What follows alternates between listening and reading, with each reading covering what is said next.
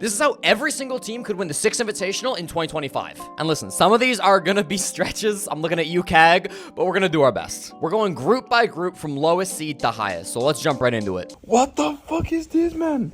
G2 have done it again. Despite mediocre performances all year long, G2 have won another last chance qualifier. For those keeping track at home, that means that G2 have now won every single European qualifier this season, meaning they won the LCQs for Manchester, Montreal, and now Boston. That's gotta be some kind of a record. But in the last 2 events, those LCQs didn't exactly translate to results. They ended up getting dead last in Manchester, being embarrassed by the Korean team Fear X, and they made a little bit farther in Montreal, but still ended up finishing 16th place after losing to Liquid, ScarZ, and Sonics in the Swiss phase. G2 were criticized pretty heavily over the summer when they dropped Virtue and Benja in favor of Blaz and Loira instead, but I gotta say, Loira's been looking like a different animal in the qualifiers so far, and he might just be the scariest player on G2 now. Through all 4 international LCQs, Loira was the single best performer, putting up a ridiculous 70 and 37 KD. G2 really set him up for success, with his primary operators being Ashe and Azami, 2 of the best fragging ops in the entire game. The other Brazilian on this team, Alamau, also performed really well, with the 2nd best global KD in the qualifiers, putting up 56 kills and only 32 deaths. A few weeks ago on Twitter, Alamau announced that he would be stepping down as the team captain, and that IGL responsibilities would be shifting to Uno for the foreseeable future. Along with that, G2's biggest problems in Montreal came on their offense. They struggled hard on attack, winning just 33% of all rounds, and in their elimination match, they went just 1 for 12 on attacks against the Sonics. So if the Brazilians can keep fragging, and if Uno can IGL the team through high-pressure situations, especially on the attack, then the world champions have all they need to go on another deep run and lift the hammer once again. We caught this bad boy as a team. It's our team fish now. Joel Esports, formerly known as Bleed, have had a really tough couple of months. In October, it was revealed that Bleed had not been paying their players in any of their esports, and their R16 was owed tens of thousands of dollars per person. Then, in November, Ubisoft announced that the org's esports license was being revoked, and that the former players of Bleed would be allowed to play at the 6th Invitational either under a new org or orgless. And it looked like they would be getting a new org, with rumors circulating that they would be signing with All Gamers, the first Chinese org to ever enter Siege. But in January, team captain Mentalist took to YouTube to announce that the negotiations with the org didn't pan out, and that they had decided to play SI orgless, under the name Team Joel.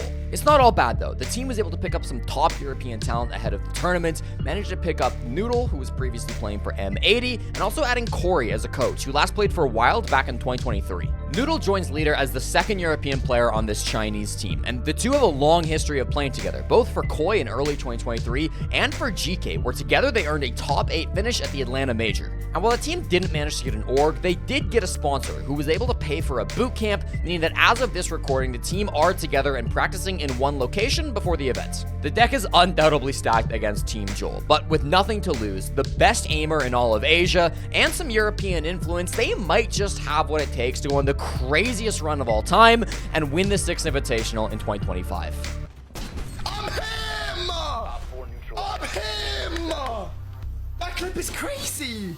Spoit is back, and this year he and the rest of M80 are trying to top last year's performance by winning at least 1 game at the 6th Invitational, which last year they couldn't do. Since M80 rebuilt the roster around Spoit, the team has really underperformed at big events, finishing last place in Sao Paulo and winning just 1 game across both majors in 2023. But it's a new season and pretty much a brand new roster. In fact, Spoit is the only returning player from last year's run at the 6th Invitational, with Kino being unbenched right after that tournament, and then just recently, M80 have added Gunner, Diffuser, and Packer to their roster. M80 have always been an international team, importing players from Europe, Brazil, or pretty much anywhere other than North America. But for the first time ever, they'll be entering Boston with a majority American lineup.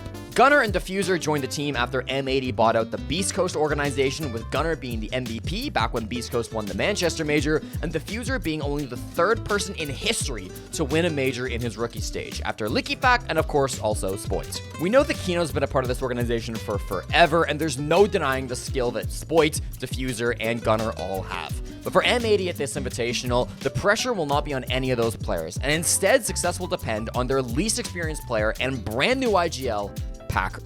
Packer's been playing in Tier 2 for forever, winning 3 separate stages of Challenger League in 2022, 2023, and 2024. But you probably know him as the captain of CL for Life, the amateur team who against all odds won the Open Qualifier and made it to the Montreal Major over teams like M80, Beastcoast, and Oxygen. Now, nobody's going to deny Packer's skill either as a player or as an IGL, but leading a brand new team with such big names as Spoit and Gunner on it would be a hard task for even the most experienced of IGLs. But if Packer's able to step up to the plate and IGL this team, the pieces speak for themselves. With one of the scariest front lines I've ever seen, plus some shotgun gods holding down the site, M80 have everything they need to go on a deep run at the 6 Invitational and become your 2025 SI champions. And unfortunately, Liquid are covered in water. Team Liquid returned for their 8th straight 6 Invitational, matched only by their biggest rivals in Brazil, FaZe Clan. A team with high expectations, most teams would dream of having the season that Team Liquid just had, finishing top 4 in Manchester, top 4 in Riyadh, and then a good run in Montreal, falling just a little bit short in the Swiss phase, losing their last game against the Sonics. In Manchester, Liquid had literally the best defenses in the entire world, and that largely came off the back of an incredibly high 55% defensive recovery, meaning in over half the rounds where they lost the first advantage, they were still able to claw it back and win the round on defense. But in Montreal, Liquid's defensive win rate fell by nearly 20 points, and their defensive recovery dropped all the way down to 29%, which was the lowest of any team from the Big 3 regions. I think for Liquid, a lot of the focus has been put onto their attack this season because we've been in such a shield-heavy meta, and they've got one of the best shield players in the world in Lagonis on their side. But for Team Liquid to win SI, they're going to need to sharpen up those defenses and be able to stop the exact same shield pushes that they're able to use against other teams to get that win rate back to where it was at the Manchester Major. And Liquid are a bit unique on defense. They don't have a standard SAS player like a lot of professional teams, so operators like Smoke and Mute don't get brought as much, instead being substituted for operators like Bandit, Kaid, Mira, or Echo. Nesk is also a player who seems to be thriving on offense, but less so on defense, rocking a 1.20 on attack in Montreal, but only a 0.81 on defense, meaning he's going to need to be stepping up on those defensive halves if Liquid want to make a run all the way to the trophy. Liquid know what it takes to play at the top. As one of the most tactical teams in Siege with some great shield-focused attacks, all they've got to do is get a handle on those defensive rounds and stop them from slipping away, and they could do what they've never done before, walking away with a victory at the 6 Invitational. You don't Zachary anymore, bruh. You're from another world. He's a fucking alien, man. Just a few months ago, everything was looking up for Cloud9 Beastcoast. They had a new org partnership with Cloud9, they were major champions from back in May, and they had locked in a spot at SI with a roster that had proven they could do exactly what it takes to be the very best. And then M80 happened. In early December, it was announced that M80 would be purchased by Beastcoast as an organization, taking 2 of their R6 players and leaving the other 3 players orgless and an incomplete roster just days before the roster would lock. Without much time, Hot and Cold, Gaveni, and Spirits gathered together 2 more players. Adam, who had just attended the Montreal Major with CL for Life, and Dream, the long-time experienced support player who most recently played for Oxygen Esports. They also got a coaching upgrade, teaming up with Mint and Nyx, who had both recently been let go by DarkZero. In Stage 2 of the NAL, Cloud9 Beastcoast were the best team in North America at converting advantages, winning 75% of rounds when they got the opening pick. This reflects that they've got a very disciplined playstyle and they won't let rounds slip away from them when they've got some kind of a lead. And when they won the major back in Stage 1, Beastcoast were one of the first teams to exploit Montaigne and realize just how meta-defining shields were going to be for this season of Siege. But now we're in a new meta. A brand new shield operator has just been added to the game and everyone's got their eyes on it. If Unwanted can crack the code with Blackbeard before the rest of their opponents, and if they can continue to play that disciplined style of Siege that doesn't give up advantages, they could just have what it takes to go on the run despite their lack of 2 players and make it happen once again for this lineup, winning the 6 Invitational. You somehow managed to use the wrong formula, but you cagged the right answer. Some would tell you that CAG are in the hardest group of the entire tournament and that they've also been grouped 11 times in a row at international tournaments. And they wouldn't exactly be wrong. Maybe 12th time's the charm? If we get 4v1 by Clutch Shuttle, the stream's going off. The Sonics have supported competitive Siege since all the way back in 2019, when I was casting the organization down in Challenger League. But when it was announced that they would not be a part of the R6 partner program for 2025, they decided it was finally time to leave, and they transferred their SI spot to their players. At the same time, this year has been utter chaos for the Sonics roster. At the start of the season, they dropped Citizen, benched Grixer, added Adam, then added Merc, unbenched Grixer, benched Geo, then dropped Adam and dropped Merc, causing total chaos for their R6 team. But when the storm cleared and the dust settled, this team has somehow come out of things looking like maybe North America's best chance to win the hammer. With Geo gone, the team needed a new captain, and who better than the greatest North American captain to ever play Rainbow Six Siege. The last time Canadian joined a team and did not win an international tournament within a year was when he joined Orbit back in 2016, which is a team that's so old you've probably not even ever heard of their name. After Orbit, Canadian joined Continuum, later known as EG, and they went on to win the very first Invitational. Then Canadian left to join SSG and again won the 6th Invitational, becoming the only NA player on PC to ever lift 2 hammers. And finally, when he left SSG to join DarkZero, he won the Charlotte Major just a few months later. But Canadian's not the only player they added during the summer offseason. They also added Surf, who, despite playing Pro League since 2022, had a real breakout year in 2024, carrying Luminosity to the Esports World Cup in August, and then joining the Sonics and becoming their best performing player in Stage 2, when they went on a march to get top 8 at the Montreal Major. Surf's play in Montreal was actually ridiculous, putting up the second best KDR at the event and being the best defensive player in the world with 62 kills and only 29 deaths, primarily playing on the Warden, but of course flexing when the team needed him to. Finally, the team moved super from manager to team coach, and they signed with the biggest org in Canada, Shopify Rebellion. With Canadian at the helm, Surf playing the best Siege of his career, Ambi being one of the most mechanically talented young players in the entire world, and Rexon and Grixer being ridiculously consistent across all forms of competition, Shopify Rebellion have exactly what it takes to repeat history and make Canadian the first person ever to win 3 hammers as a player. So I'm not happy with the win, to be honest. Year 8 was the most dominant year in Siege history. One team ruled from start to finish, with W7M winning every single official event in the R6 circuit. Then they signed with Furia, and, well, they kind of fell off. Year 9 started well enough for Furia, but when the first major came around, they flamed out in the quarterfinals, losing 2-1 to Liquid. Then they had a decent World Cup, but ultimately couldn't get past Shaiko and finished in the top 4. But this was all fine, because they ended up having a great Stage 2 and went for a deep run at the Montreal Major. Right? Wrong! They got gatekept by Nuxka and Guto. Nuxka and Guto? What? Okay, clearly things went wrong in Stage 2, but let's not forget who we're dealing with here.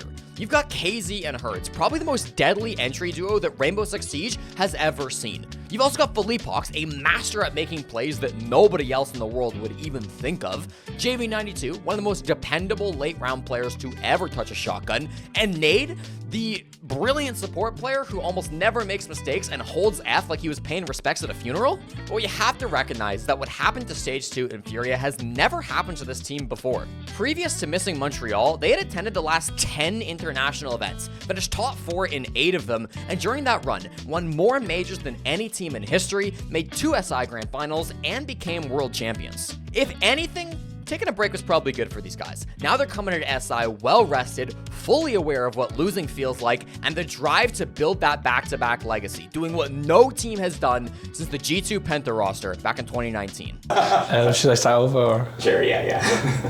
What was the question? Team Secret are probably the most slept-on team in Siege. Full stop. They made a name for themselves in Stage 2 by constantly running Monty and Blitz and becoming the best shield team in all of Europe. They've also been incredibly consistent this year, getting top 8 at both majors and dropping only 1 game out of 7 that they played across group stage at both events. But when you look a little bit closer at Team Secret, it's clear they've got one problem.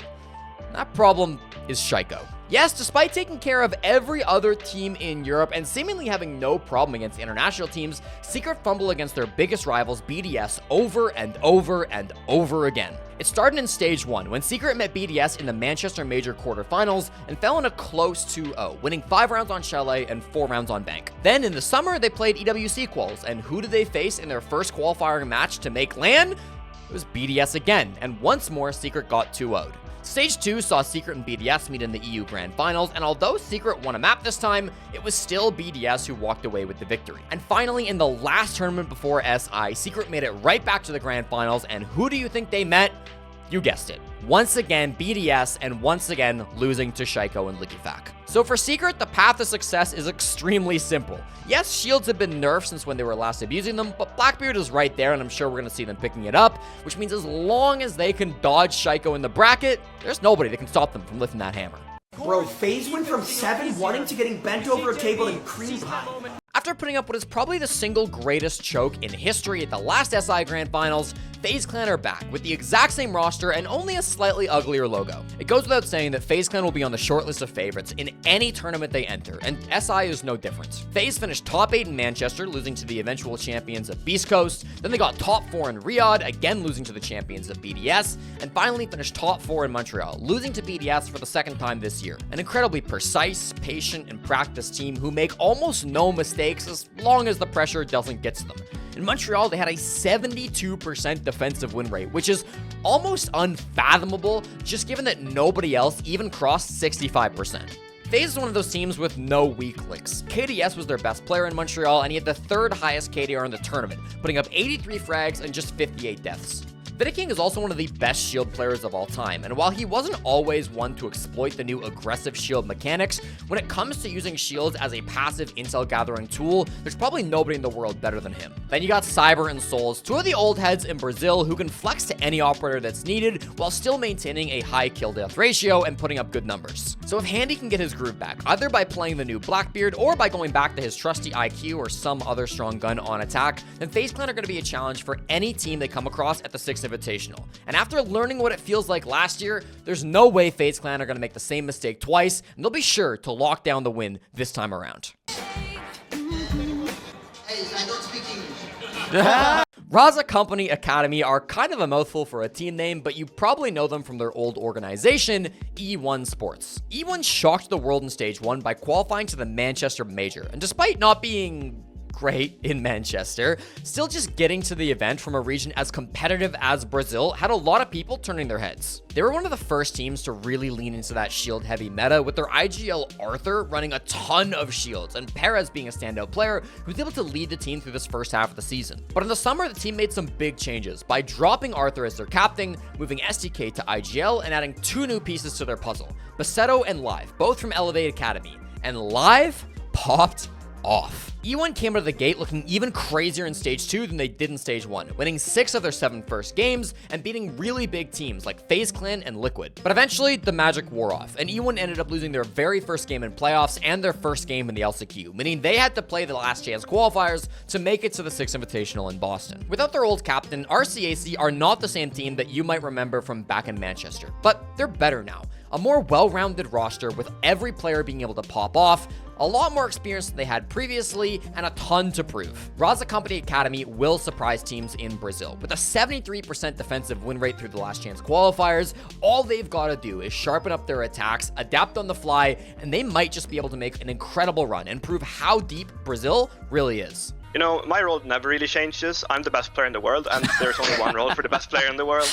When 2 of the greatest players of all time announced that they would be going to Korea to coach a new super team in the region, people got excited. And then when they made their first major and almost got top 8 as the first Korean team to do so in years, people got more excited. But then that excitement died. Talon got embarrassed at the Esports World Cup by Luminosity of all teams, and then they failed in 2 separate chances to qualify to Montreal, losing in the finals of both the Korean League and the Korean LCQ. And since then, they've been getting kind of stomped in off-season tournaments, leading some fans to ask if PSG Talon are even the best representative that Korea could be sending to the event. But whether they're the best team for the job or not, PSG Talon will be Korea's only representative. And despite what I've said so far, they do have some things going for them. Misa, Ryder, and Soldier all had pretty solid showings back in Manchester, finding a lot of success with early rounds on attack. And the 2 players who struggled in that tournament did end up getting replaced, with Fabian selecting Yas and Gotti to complete their 5-man roster. Gotti's a really interesting pick because he hasn't played professional Siege since 2021, and I honestly don't know what to expect from him. He went plus 25 in Stage 2, playing Habana and Warden, so that's promising. But Boston will be the first international tournament he's ever attended, and so it's yet to be seen how he'll handle the pressure. Yas, on the other hand, is no stranger at all to English-speaking viewers. The 29-year-old veteran will be attending his 10th S-tier tournament and was a part of that legendary Dom 1 Gaming roster that was 1 kill away from making the grand finals at the Yavla Major. With a total of 5 hammers being put up by their coaches and one of the most experienced players in all of Korea, the pressure will be on these veterans to get young players like Gotti prepped and ready for the big stage that is the 6th Invitational. If they can pass on that winning inspiration and everything else lines up just right, we might get to witness the greatest underdog run in Siege history and see PSG Talon lift the hammer for Korea.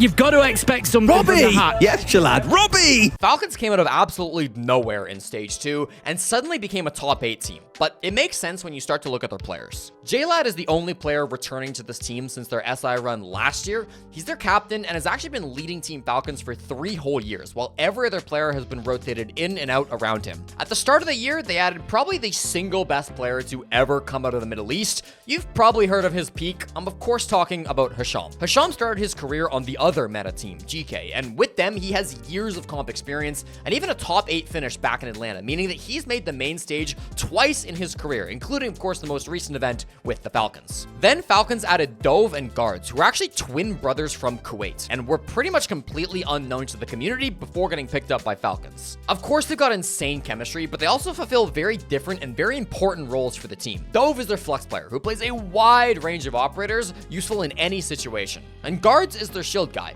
And while it's true that shields are less important now post-nerf, expect to see GardZ picking up some Blackbeard and causing devastation in the server while playing in Boston. And then there's Robbie. And, holy Robbie's an Italian import player who's been bouncing around tier 2 in Europe since about mid-2023, but he never got a chance to join a professional team. That was until Falcons gave him a contract and he pulled up to Montreal with a mission to show everyone what they've been missing out on. And it's hard to overemphasize this, but Robbie in Montreal put up what was one of the greatest individual performances we have ever seen in an event. 1.53 KDR, plus 13 on entry, an 81% cost, and these numbers don't even do him justice, given just how much impact he was having in every single round in Montreal. If Robbie shows up like he did last time, the rest of the team just need to sit back, watch, and do their jobs, and Falcons will go on a deep run in Boston. And if they get everything just right, might even be able to lift the hammer and become SI 2025 Grand Champions. New bidet. This thing's crazy. Can't wait to try it out.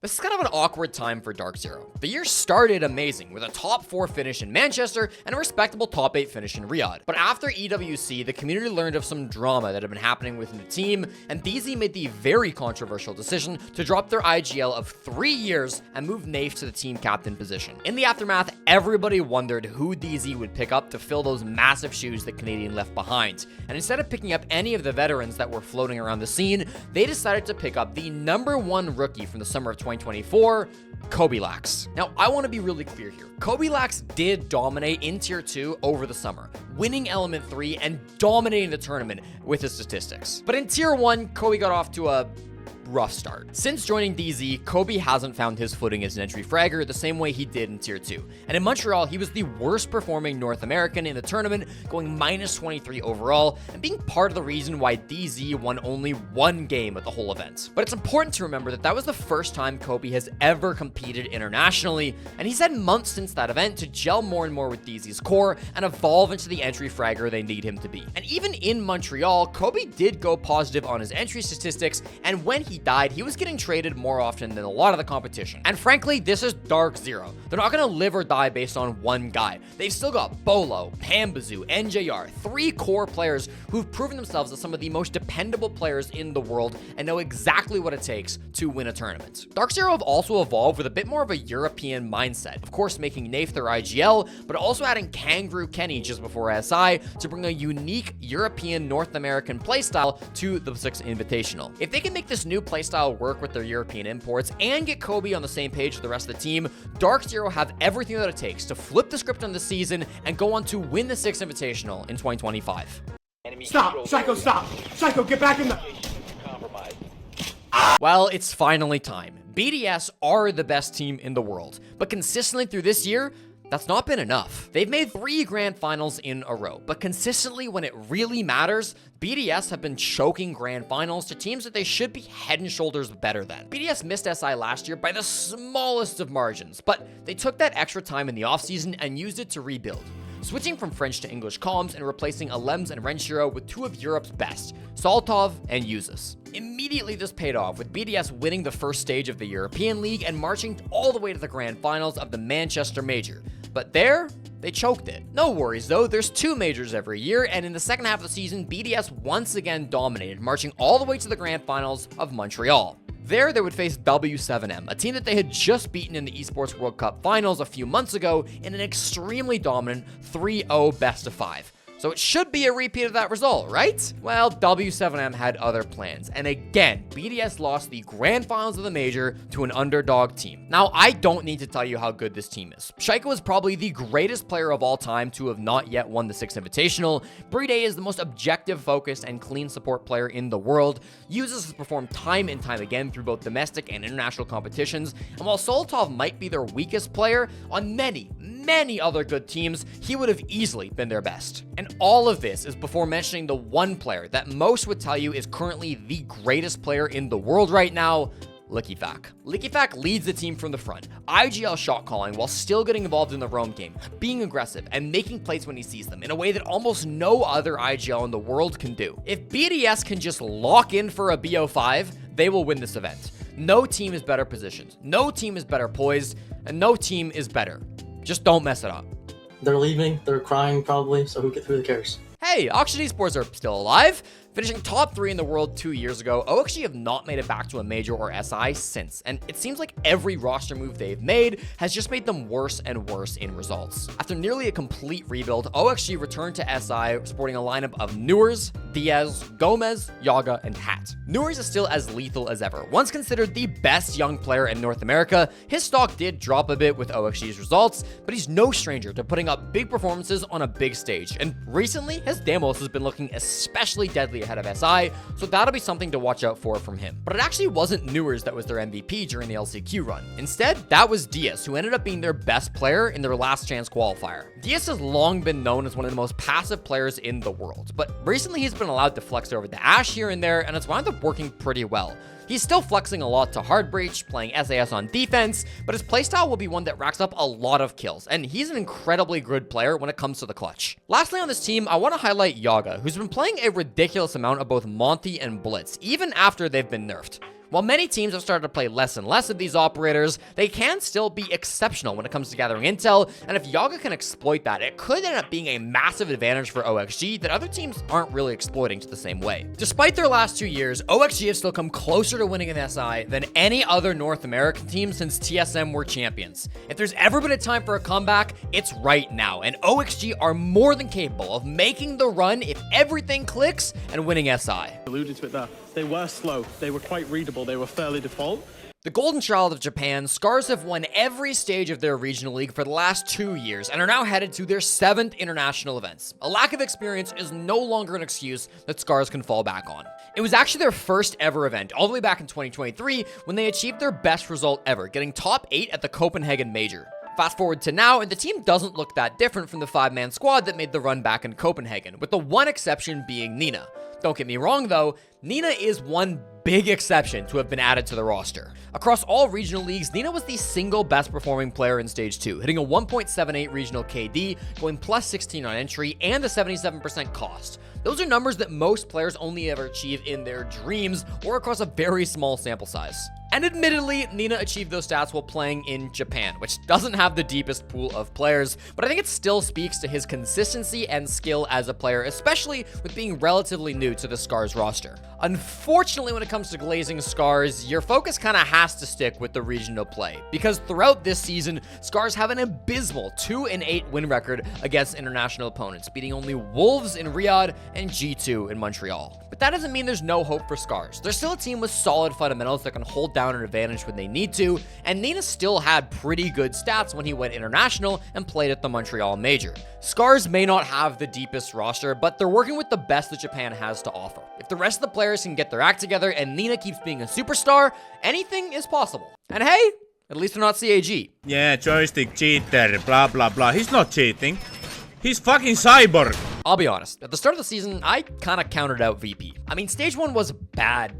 They got an 8th place finish in the EUL, and then went out in the very first round of the last chance qualifier. Then that got followed up with an early exit out of the EWC quals, and it seemed like Virtus.pro just couldn't get a handle on the meta, and the map pool changes seriously hurt their depth, a category in which they were already behind what most other teams were rocking. So when Virtus.pro squeaked into a 3rd place finish and qualified to the Montreal Major, I didn't have many expectations for them. But I really shouldn't have forgotten what Russian players can do with no ping. In Montreal, VP showed us just how consistent they could be with their old reliable map pool, their old reliable playstyle, and 5 players who showed up to every single game looking like they could end up being the champions. In fact, of all the teams at the major, Virtus.pro were the only squad that finished with every single one of their players rocking a 1.0 KD or greater. At the lowest end, Pasha finished with a +3 overall. At the highest end, Joystick finished the tournament with a +11. And Joystick at +11 might sound a little underwhelming compared to the Joystick of Team Empire back in 2019, where he was consistently putting up +30 and +40, but I think the modern era of Joystick brings with it a consistency. And while there have been moments in the past where VP struggled with the meta or looked bad online, every time they go to an event, they do so looking like a team that, when everything goes right, are truly unstoppable. In Montreal, we also started to see VP experiment with parts of the meta they hadn't really been running before. Sure, they still permaban Monty and Azami on most maps, but we saw VP bringing out the Blitz every now and again, and always was running a fair bit of Deimos. And yeah, some of those plays, especially the Blitz, didn't really work so well, but it's still telling that VP are willing to evolve when it comes to their play style, and they might have the ability to surprise opponents in ways that they couldn't really do so before. So VP returned to America to win another tournament. Shields are nerfed, Blackbeard probably won't be in their wheelhouse, but that's why they're bans. All VP have to do is play their game, play it well, and they can compete with any of the young new rosters that are trying to fight them for that title. They may hold the record for the most SI Grand Final losses of any team in history, but 2025 could be the year where they finally get their championship. Have you ever noticed that nobody ever asks, when does Ashen play?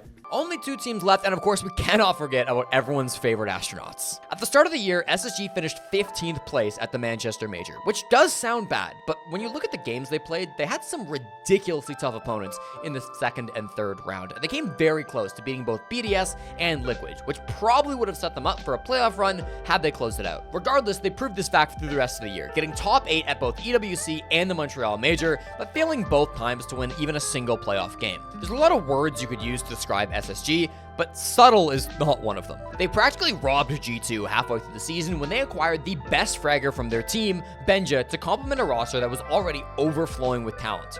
Then in the Montreal Major, SSG actually had the 2nd best defenses in the world behind FaZe Clan, and a lot of that came off of Benja, who had a 1.47 on defense, playing whatever op he felt best on, usually Mute, Legion, or Mozzie. Ashen is also always a focus for SSG, probably the loudest player in Rainbow Six Siege. Ashen continues to be a top performer for the squad, and going against Ashen plus Benja as an entry duo is something I wouldn't wish on my worst enemy. SSG have consistently proven that they belong in the conversation as one of the greats, but their problems have always come with getting past that final hurdle and beating some of the best teams in the world. There's no doubt that SSG have been working hard. Their roam game is incredible, they have some of the most talented players in the entire world. If they can just band together and beat some of the top opponents that have been causing them problems this season, the Hammer could very well be headed straight into orbit once again. Hey, I'm just feeling very happy right now. And here we are, the reigning champions in 2 different ways. First, of course, because this is the same organization that won SI last year. Now, it's a completely different roster, and that old core now plays for Furia, so it's not really fair to say W7M are trying to start a dynasty, but they did just win the last event, beating BDS in the Montreal Major Grand Finals, so by results, if nothing else, they are currently the best team in the world. W7M brings to the table an explosive style of Siege that nobody else seems to be able to keep up with. They have multiple players who excel in looking for plays, finding gaps, and exploiting them to win rounds that most teams would think are impossible. In their championship run in Montreal, what stood out most was their recovery, especially on the attack, where they won 41% of all rounds where they lost the opening pick. Even when they fell to a 3v5 or a 2v4, this is a team that can truly never be counted out, and if you give them too many chances, eventually they're gonna break through. This team has always been a 3-headed beast, with Dodez, Volps, and Loben each bringing a unique style, but all of them overflowing with skill in a way that you just don't often get outside of Brazil. Dodez is the entry. You're going to give him a good gun, you're going to put him in the front, and 9 times out of 10, he's going to come back with a man advantage or space taken that you otherwise would be struggling to get a hold of. Loben's the wild card. When a play needs to get made, he's the one to get it done and stand up and listen to the crowd's response. Always a crowd pleaser, and personally my favorite player to watch inside the server. He makes the plays when nobody else will, follows Dodez into the darkness, and on his signature buck, there are very few players in the world that can stand up to him. And finally, there's Volps. This guy's been dropped more times than I can remember, but W7M gave him the keys, said lead the way, and just look what he did. Flexing more than any of his teammates, IGLing through the front, and always calculating the correct plays for the correct moment, Volps is a menace, and anybody going against him knows just how hard he can be to try to outplay. Dash and Dots in the backline I think have also been really great too. Especially in the shield meta, I think Dots really came into his own, and it'll be interesting to see if Dots is running any Blackbeard inside of Boston, or if he's going to leave that to somebody else like Dodes or Volps. But I promise you in any case, W7M are going to still be running shields. Either way, you can never count out a team that's hot. They just finished the biggest tournament they've ever won, so why not one-up themselves? Keep the momentum rolling, keep the good plays flowing, and this team will end up SI champions. So that's the list. Please do like and comment if you enjoyed. This channel's still relatively new and we're still trying to figure out what kind of content you guys want to see, and interacting with this video is the best way to let us know that you enjoyed it. Make sure you check out the 6th Invitational from February 3rd to February 16th on twitch.tv/rainbow6, and I'll see you on the next one.